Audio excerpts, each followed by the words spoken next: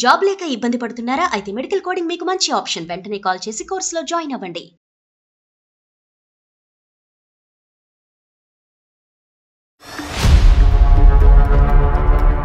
చాలా హ్యాపీగా ఉన్నా లహరి. ఇప్పుడుగా నా లవ్ యాక్సెప్ట్ చేసావా? నన్ను ఎంత గలీజ్ గా నువ్వు చూపించావంటే 10 మందిలో నేను తిరగాలంటే నా మొహం మీద ఉమ్మేస్తున్నారు. నువ్వు నాకే తప్ప ఎవ్వరికి వెళ్ళకూడదు, నువ్వు నాకే సొంతం. బాబు అరే ఇష్టం ఉంటే పరువులు తీర్రా. ఆ అమ్మాయి ఉన్న బొమ్మ నువ్వు కావాలి కావాలి అనుకోవటానికి న్యూడ్ వీడియో క్రియేట్ చేసి పంపించాడు మేడం అబ్బాయికి.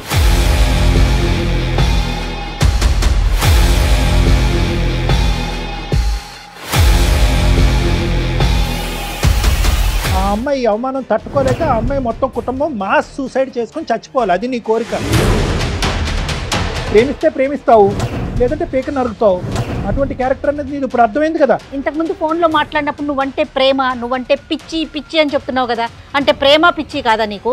డాడీ ముందుకు నేను వెళ్ళలేను కదా మేడం, అంటే అంత టూ మచ్ ఉన్న పిక్స్. మరి ఇంత మంచి వాళ్ళు ఏంటమ్మా? ఇంత అమాయకత్వం, ఇంత మంచితనం ఉంటే ఎలాగమ్మా? నీలాంటి పేరెంట్స్ కూడా పంపించాడటండి. వీడికి పని పాట లేదు. నీలాంటి అమ్మాయిలు వెనకతలు పట్టము.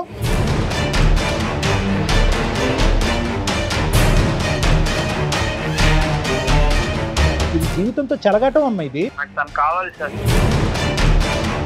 నువ్వు ఎదుగుంటా వస్తే నరకడం తప్ప ఇంకేం లేదు తెలుసా? కీర్ పడేస్తా చెప్తున్నా. ఆ రోజు నువ్వు చేయబట్టుకున్నందుకే చెంప చెల్లు అనిపించాను. ఇంకా చెప్పుతో కొట్టలేదు, సంతోషించు. నువ్వు చెయ్యి పట్టుకుంటేనే చెంప మీద కొట్టింది కదా. నువ్వు ఇలాంటి పని చేస్తే అసలు నిన్ను ఎలా యాక్సెప్ట్ చేస్తుంది అనుకున్నావు? నువ్వు ఇలా చేస్తున్నావు నీ ఫ్రెండ్స్కి తెలుసా? మీ పేరెంట్స్కి తెలుసా? లేదు సార్. తలకిందులు ఏలాడదీస్తాను నేను. ఇదేం నీకు ఫస్ట్ టైం లాగా నాకు అనిపించట్లేదు.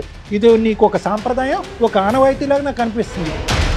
ఏమనుకుంటున్నావు? ఏ సమాజంలో ఉన్నావు అనుకుంటున్నావు? కార్యక్రమానికి స్వాగతం.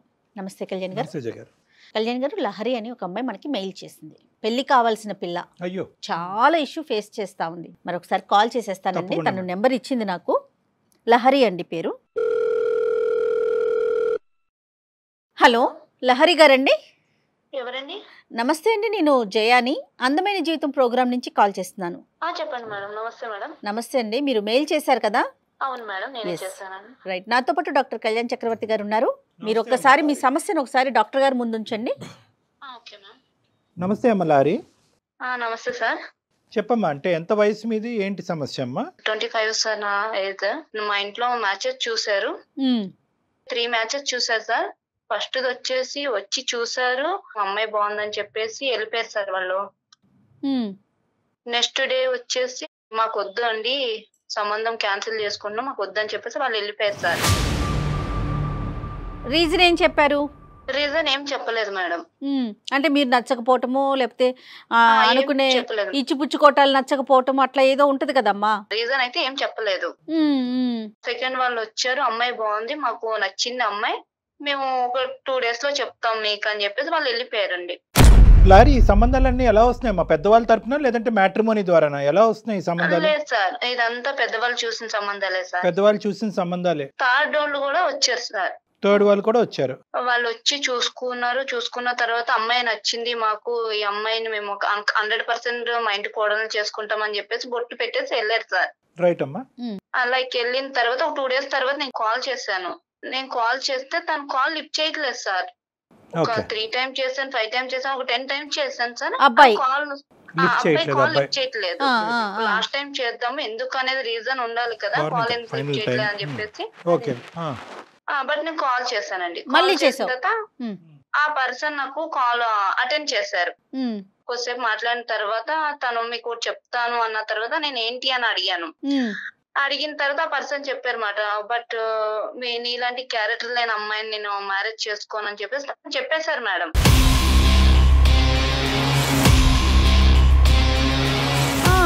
అదేంటి నా క్యారెక్టర్ అంటే నేనేం చేశాను, నేనేం మిస్టేక్ చేయలేదు కదా, నా క్యారెక్టర్ ఎట్లా బ్యాడ్ చెప్తున్నారు మీరు, లైక్ రీజన్ ఉండాలి కదా అని చెప్పేసి నేను అడిగాను మేడం. తను ఏం చెప్పారు అని అంటే, ఓకే నేను వీడియో పంపిస్తాను, చూసిన తర్వాత మాట్లాడండి అని. సరే నాకు వీడియో పంపియండి, నేను చూస్తానని చెప్పేసి నేను చూసాను సార్. ఓపెన్ చేసి చూసాను. అది చాలా టూ మచ్ గా ఉంది సార్ వీడియో. అంటే ఫేస్ నాది మేడం, కానీ బాడీ నాది కాదు మేడం. నా ఫొటోస్ అన్ని తీసుకొని న్యూడ్ వీడియో క్రియేట్ చేసి పంపించాడు మేడం అబ్బాయికి.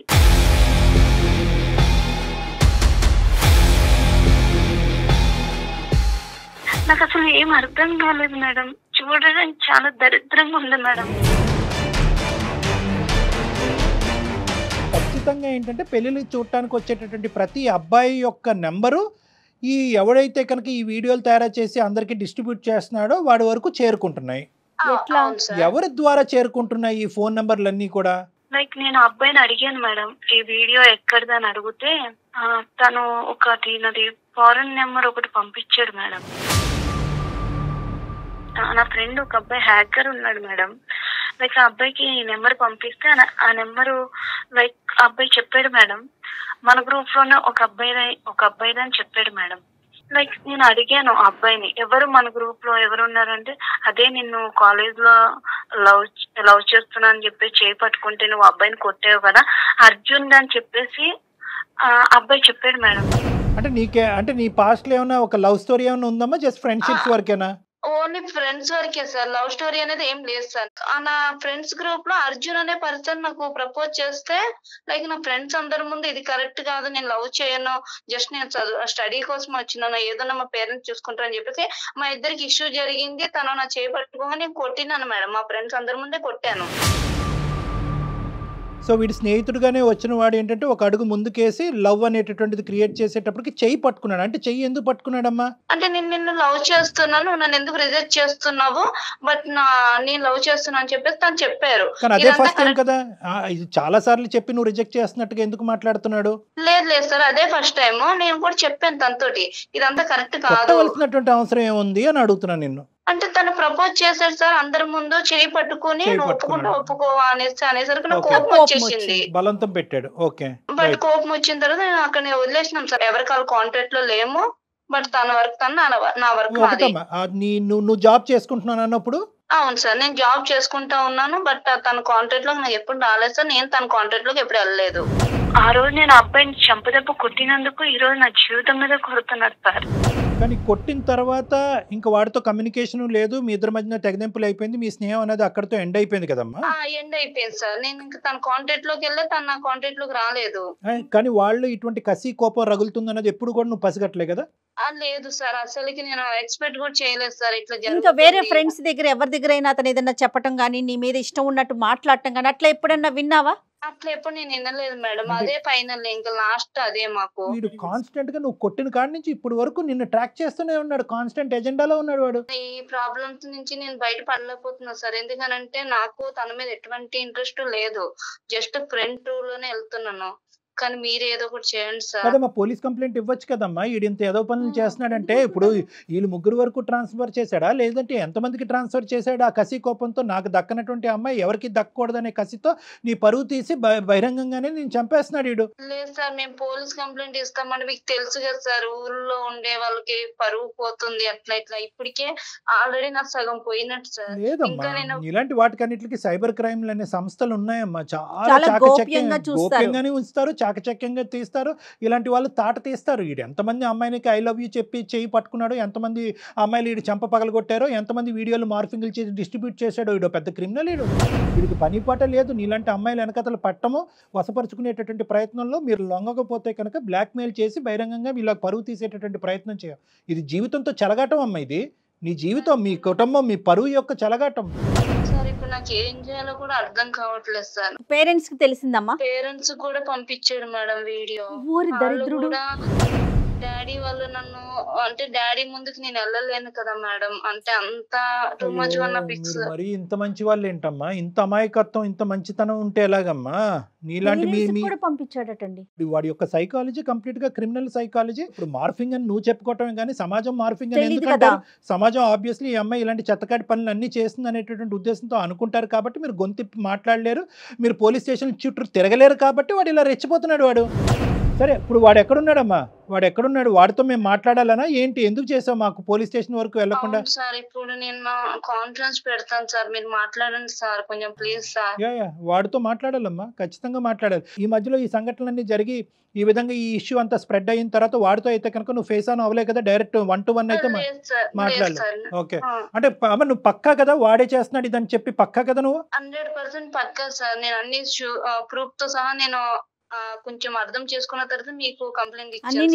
సరే నీ దగ్గర ప్రూఫ్లు అన్ని పెట్టుకో, నీ దగ్గర అంతా ట్రాకింగ్ సిస్టమ్ అంత ఉంది, వాడి నెంబర్ ఎలా దొరికింది అనేది పెట్టుకో. ఇప్పుడు నువ్వు ఏంటంటే మామూలుగా క్యాజువల్గా చాలా కాలం అయింది కదా నీతో మాట్లాడి అన్నట్టుగానే మేము బ్యాక్గ్రౌండ్లో ఉన్నట్టుగా చెప్పకుండా వాడితో మాట్లాడి అసలు వాడి రియాక్షన్ ఏంటి అన్నది మనం చూద్దాము.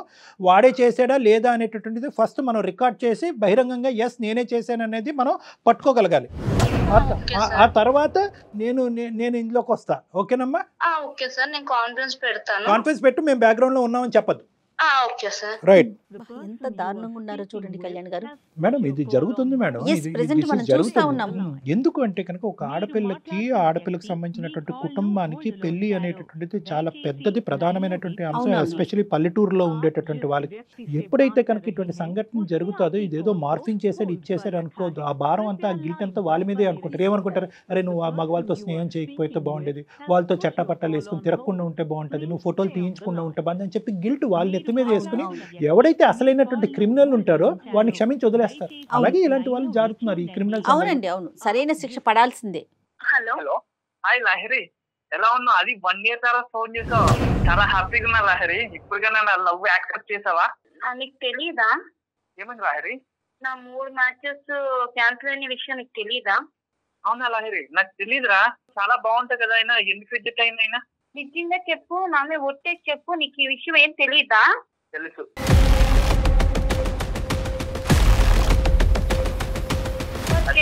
ఎందుకు చేసావు? నేను నిన్ను ఇష్టపడ్డా లహరి, నువ్వంటే నీకు అర్థమవుతుందా? నేను నిన్ను ఫ్రెండ్ రోల్ అనే చూసాను, లవర్ రోల్ లో చూడలేదు. నన్ను ఎంత గలీజ్ గా నువ్వు చూపించావంటే 10 మందిలో నేను తిరగాలంటే నా మొహం మీద ఉమ్మేస్తున్నారు. అర్థమవుతుందా నీకు? నువ్వంటే ఇష్టమని నేను చెప్పాను, ఆ రోజు కాలేజ్ లో కొట్టాను నీకు, ఆ రోజే చెప్పాను నాకు ఇవన్నీ నచ్చవని. మళ్ళీ ఎందుకు? నువ్వంటే ఇష్టం లహరి, నేను తప్ప వేరే వాళ్ళు ఎవ్వరు చేసుకోవడానికి నువ్వంటే నాకు ఇష్టం. ఇష్టం అంటే 2 పర్సన్స్ ఉండాలి, ఒక్కరికే ఉండకూడదు ఇష్టం అంటే. లైక్ నేను ఎప్పుడు నేను అలా చూడలేదు, ఎందుకంటే నా లైఫ్ మొత్తం ఖరాబ్ అయిపోయింది. వాళ్ళు 3 నన్ను ఎంత గలీజ్ గా మాట్లాడారు తెలుసా? ఫ్యామిలీ కూడా సఫర్ అవుతుంది నీ వల్ల. నిన్నైనా నువ్వు నాకు ఇష్టం లహరి, నీకోసమే నేను ఇదంతా చేస్తున్నా. మన ఇద్దరం హ్యాపీగా ఉందామని ఇదంతా చేస్తున్నా. 3 సంబంధాలు కాదు 30 సంబంధాలు వచ్చిన 3 లక్షల సంబంధించిన నేను చెడగొడతా లహరి. ఎందుకంటే నువ్వు నాకు ఇష్టం, నువ్వు నాకు తప్ప ఎవ్వరికి వెళ్ళకూడదు, నువ్వు నాకే సొంతం.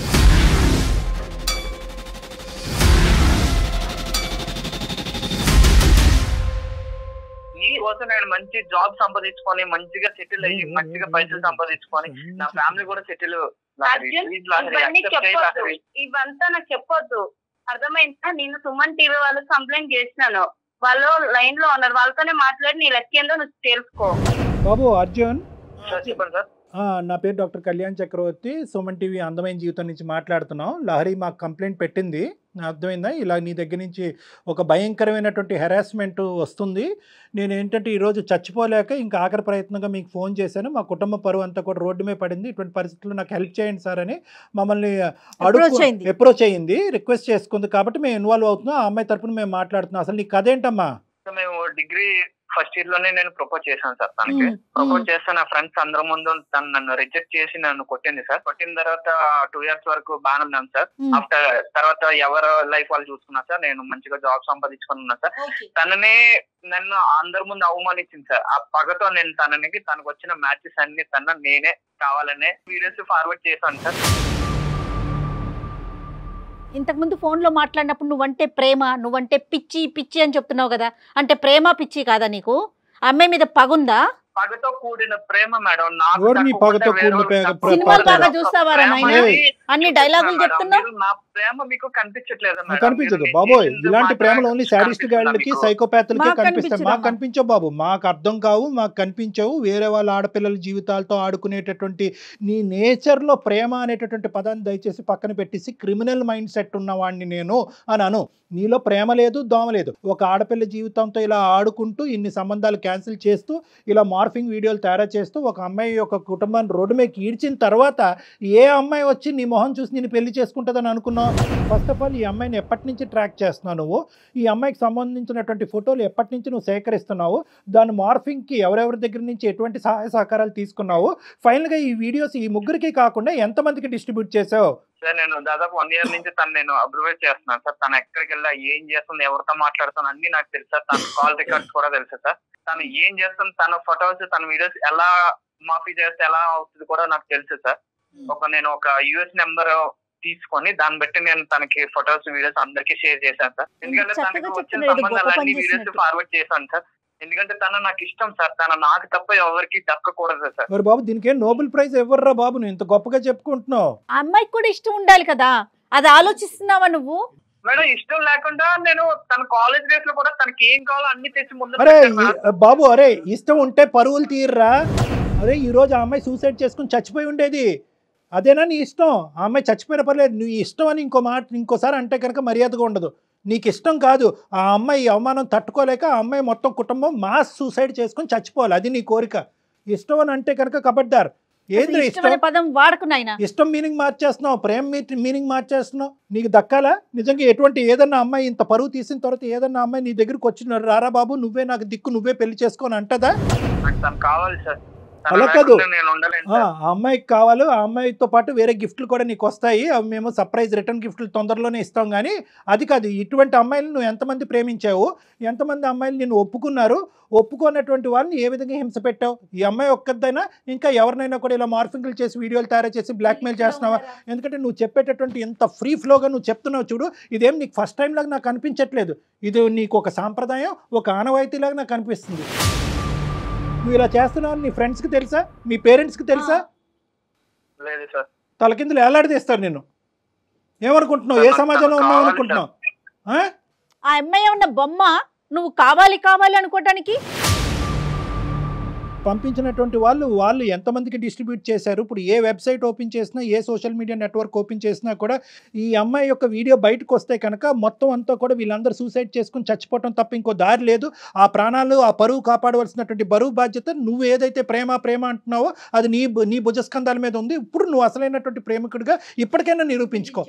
నిజం చెప్పు సార్. నేను అది వీడియోస్ ఓన్లీ ముగ్గురు మ్యాచింగ్ వచ్చిన వాళ్ళకి మాత్రమే, వాళ్ళ ఫ్యామిలీకి మాత్రం పంపించాను సార్. ఇంకెవరికి పంపించలేదు సార్. ముగ్గురికి కూడా నేను రిక్వెస్ట్ చేశాను సార్, భయ్యా మీరు చూసి డిలీట్ చేయండి సార్, మీరు ఫార్వర్డ్ చేయకండి భయ్యా అని చెప్పాను సార్. అర్జున్ నమ్మొచ్చా? నిజమేనా నువ్వు చెప్పేది? నిజం మేడం, నిజం మేడం, ప్రామిస్ మేడం. పేరెంట్స్ ఎందుకు ఫార్వర్డ్ చేసావు? ఆ అమ్మాయి పేరెంట్స్ కి ఎందుకు ఫార్వర్డ్ చేసావు?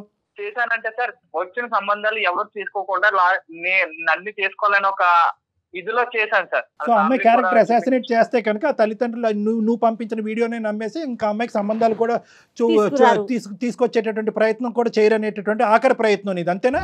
మీరు కూడా కాలేజ్ డేస్ లోనే లవ్ చేసి ఉంటారు కదా సార్. ఇలాంటి సిచ్యువేషన్ మీకు వస్తే ఆమె దక్కని అన్నప్పుడు మీరు ఏం చేస్తారు సార్? బాబు నాది లవ్ స్టోరీయే, నేను లవ్ మ్యారేజే చేసుకున్నాను. కానీ నేను ప్రేమించినటువంటి అమ్మాయి ఒప్పుకున్న తర్వాతే నేను ప్రేమించి పెళ్లి చేసుకోవటం అనేది జరిగింది. కానీ అవతల వాళ్ళని హింస పెట్టి నరకయాతన పెట్టి పెళ్లి చేసుకోలేదు ఎవరు. దాన్ని ప్రేమ అని అనరు, దాన్ని ప్రేమ అనరు. ఇందాక అమ్మాయి అంది కదా సైకోపాత్ శాడిజం అంది కదా, అటువంటి సైకోపాత్ శాడిజం అనేది నువ్వు చూపెట్టావు అమ్మాయికి. ఈరోజు ఆ అమ్మాయి బయటకు వచ్చి చాలామంది ఆడపిల్లలు ఇలాంటి సన్నివేశాలు తట్టుకోలేక సూసైడ్ చేసుకుని చచ్చిపోతారు. ఆ అమ్మాయి మాకు ఫోన్ చేసింది. ఈరోజు ఆ అమ్మాయి బ్రతికి బయటపడటం అనేది వాళ్ళు తల్లిదండ్రులు చేసుకున్నటువంటి పూర్వజన్మ సుకృతం. నేను వాళ్ళ పేరెంట్స్తో కూడా తర్వాత మేము ఫోన్ చేసి మాట్లాడాలి. కానీ నువ్వు ఇంత పని చేశాక అసలు ఇలాంటి పని చేస్తే ఆ అమ్మాయి ఒప్పుకుంటుందని ఎలా అనుకున్నావు? నీకెవరిచ్చారు ఈ దరిద్రమైన సలహా? అయితే నీదేనా? ఏం లేదు, దిక్కు లేక ఒప్పుకుంటుందని అనుకున్నా, అంతే కదా. ప్రేమించి ఒప్పుకుంటుంది, ప్రేమను మళ్ళీ చిగురింప చేయాలనేటటువంటి ఉద్దేశం కాదు. ఆ అమ్మాయికి అన్ని ద్వారాలు మూసుకుంటే కనుక పెళ్ళి అనేది తప్పదు. కాబట్టి ఒక ఆడపిల్ల అక్కడ ఇంట్లో తల్లిదండ్రుల దగ్గర పోయింది, ఇక్కడ బయటకు వచ్చేటటువంటి సంబంధాల దగ్గర పోయింది. కాబట్టి ఒక ఆడపిల్లకి పెళ్ళి అంటే ఇంపార్టెంట్ కాబట్టి ఆ అమ్మాయి నమ్మి నీతో వస్తుందని, కానీ ప్రేమిస్తూ వస్తుందని అయితే మాత్రం నీకు 0.5% నమ్మకం కూడా లేదు, అంతే.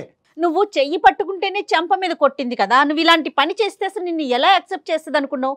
నువ్వంటే అసహ్యం కలగదు? రేపొద్దున మీ ఇద్దరి మధ్యన ఓకే ఈ అమ్మాయి వచ్చింది మళ్ళీ నువ్వే కరెక్ట్ అని అనుకుంది, నిన్నే పెళ్లి చేసుకుంది, రేపొద్దున మీ ఇద్దరి మధ్యన ఏదైనా గొడవ వచ్చింది, ఈ అమ్మాయికి బుద్ధి చెప్పాలని చెప్పి ఇంకో 10 వీడియోలు నగ్నంగా స్నానం చేసే వీడియోలు తీసుకొచ్చి బహిరంగ పంపించావు అనేటువంటి నమ్మకం ఏంటి?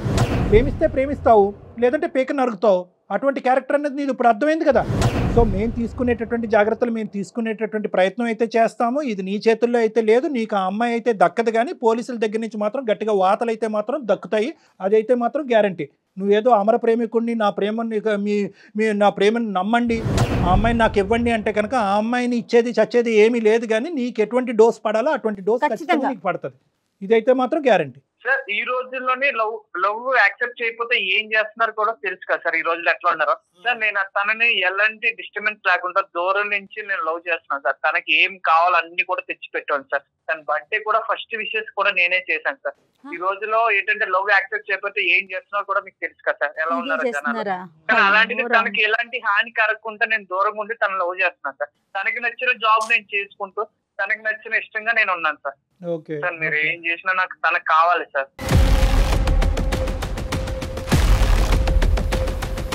సార్ని అడిగేదేంది అర్జున్, నువ్వు ఆ రోజు నువ్వు చేయబట్టుకున్నందుకే చెంప చెల్లు అనిపించాను. ఇంకా చెప్పుతో కొట్టలేదు, సంతోషించు. అదే మీ ఇంట్లో మీ అక్కకు మీ చెల్లికో జరుగుతూ ఇలాగే చేస్తావా? ఏం రియాక్ట్ అవ్వవా? నా లైఫ్ ఇబ్బందుల్లో ఉంది కాబట్టి నేను ఇప్పుడు నిన్ను అడుగుతున్నా అర్జున్. నా ప్లేస్ లో నువ్వు ఆలోచించు. రోడ్డు మీద కూడా వెళ్ళలేకపోతున్నా నేను. నువ్వు ఎదురుగుండా వస్తే నరకడం తప్ప ఇంకేం లేదు తెలుసా? నీలాంటి ఎదవని లవ్ చేసే కన్నా మా ఇంట్లో మా పేరెంట్స్ తో ఉండిపోవడం నయ్యం. నువ్వు ఫ్రెండ్ రా, అర్థమైందా? నా కొరకు నువ్వు గానే నాకు ఎదురుగుండా కనిపిస్తుంది అనుకో, చీర్ పడేస్తా చెప్తున్నా.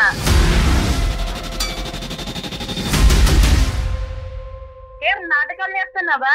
ఇప్పటికైనా నొల్లతోనే హ్యాపీగా ఉంటాను. లేదు ఇట్లనే చేస్తా అన్నా అనుకో, నిజంగా ఏం చేస్తానని నాకే తెలియదు. ఒక ఆడపిల్లగా చెప్తున్నా.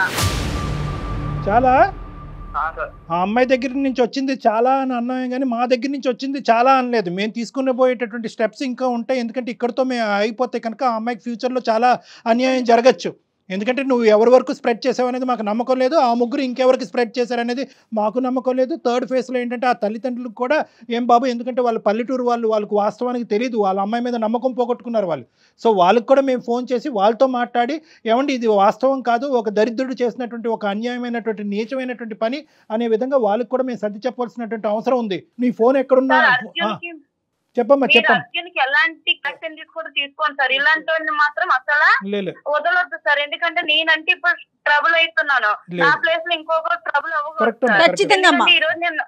ఈ రోజు నన్ను వదిలేసినా కూడా రేపొద్దు ఇంకొక అమ్మాయి కూడా ఇట్లనే అమర ప్రేమికుడు అనే లేబుల్ వెనకాతలో ఒక భయంకరమైనటువంటి శాడిజం చూపెట్టేటటువంటి మూర్ఖత్వ స్వభావం ఉన్నటువంటి వాళ్ళు వీళ్ళనైతే కనుక ఇట్టే వదలవమ్మా. ఒకప్పుడు నువ్వు వదిలి క్షమించండి అని అన్నా కూడా మేము వదిలేదే లేదు. ఎందుకంటే నీలాంటి ఆడపిల్లలు ఎంతమంది ఇక్కడ క్యూలో ఉన్నారు అనేది కూడా కనుక్కోవాల్సినటువంటి అవసరం ఉంది. ఆ బరువు బాధ్యత మేము తీసుకోవడానికి సిద్ధపడుతున్నామమ్మా. ఖచ్చితంగా ఖచ్చితంగా కళ్యాణ్ గారు, అమ్మాయి సిన్సియర్ గా ఫ్రెండ్ గానే ఫీల్ అయ్యిందని తెలుస్తోంది తన మాట. ఇంకా నువ్వు మాట్లాడక అర్జున్, నీకు ఇంకా మాట్లాడే అర్హతే లేదు. ఇంకా మాట్లాడే అర్హత లేదు. నువ్వు ఎక్కడికి తప్పించుకోవాల్సిన ప్రయత్నం చేసినా కూడా నిన్ను మాత్రం పట్టుకునే తీరుతాం మేము. అమ్మా నువ్వు జాగ్రత్తగా ఉండు. తర్వాత ఏం చేద్దాం అనేది మేము ఇది అయిపోయినాక ఒకసారి నీతో మాట్లాడతాను, సరేనా? ఇంకా అతనితో నువ్వు కాంటాక్ట్ లోకి వెళ్ళక తల్లి. జాగ్రత్త అమ్మా, సేఫ్ గా ఉండమ్మా నువ్వు. రైట్ పెట్టండి సార్. ఇంకా అసలు అతనితో మాట్లాడాల్సిన అవసరం కూడా లేదు మనకి. చిచ్చి ఎంత ఘోరంగా ఉన్నారండి, ఎలా ఆలోచిస్తున్నారు. ఇమిడియట్ గా యాక్షన్ తీసుకోవాలి ఖచ్చితంగా. కళ్యాణ్ గారు వచ్చిన వాడు ఇంకా అమ్మాయి మీద ఇంకా ఏమైనా ఇప్పుడు మనం మాట్లాడినాక ఇంకొంచెం ఏదైనా అవ్వచ్చు కదా, వచ్చేవాడు డెఫినెట్ గా మాట్లాడదామండి. ఇమిడియట్ గా ఒక యాక్షన్ ఏదైనా తీసుకో. డెఫినెట్ గా అండి, డెఫినెట్ గా. రైట్ అండి, నమస్తే. 30 నిమిషాలలో నొప్పి లేకుండా వేరికోస్ వెయిన్ చికిత్స ఆవేశ హాస్పిటల్, హైదరాబాద్.